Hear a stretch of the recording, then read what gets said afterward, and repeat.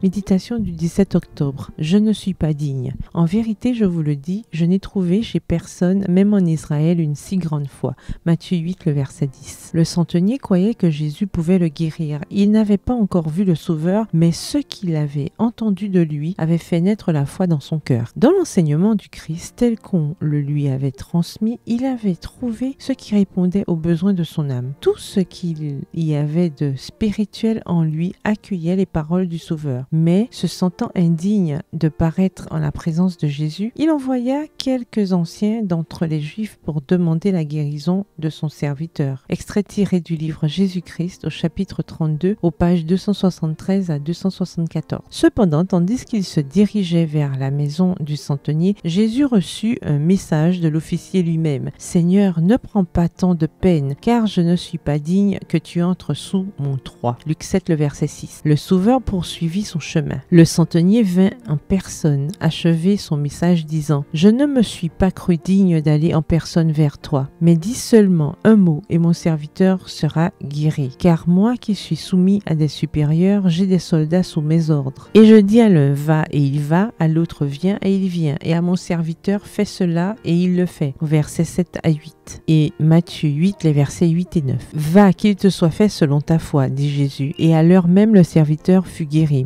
Matthieu 8, le verset 13. Les chefs juifs avaient recommandé le centenier au Christ à cause des faveurs manifestées envers notre nation. « Il est digne, disait-il, parce qu'il a construit notre synagogue. » Mais le centenier disait de lui-même « Je ne suis pas digne. » Texte tiré du livre Le ministère de la guérison, le chapitre Le missionnaire médical fidèle à la page 49. Son cœur touché par la grâce du Christ reconnaissait son indignité, ce qui ne l'empêchait pas de demander du secours. Il ne se confiait pas en sa propre bonté. Son grand besoin constituait son unique argument. Sa foi saisit le Christ tel qu'il était réellement. Il ne vit pas en lui simplement un faiseur de prodiges, mais l'ami et le sauveur de l'humanité. C'est par ce chemin-là que tout pécheur peut arriver au Christ. Renonçant à toute notre indépendance, nous pouvons regarder à la croix du calvaire et dire « Dans ma main, je n'apporte aucun prix. Je ne fais que me cramponner à ta croix. » Texte tiré du livre Jésus-Christ au chapitre 32 à la page 275. Bonne soirée, que l'Éternel vous bénisse.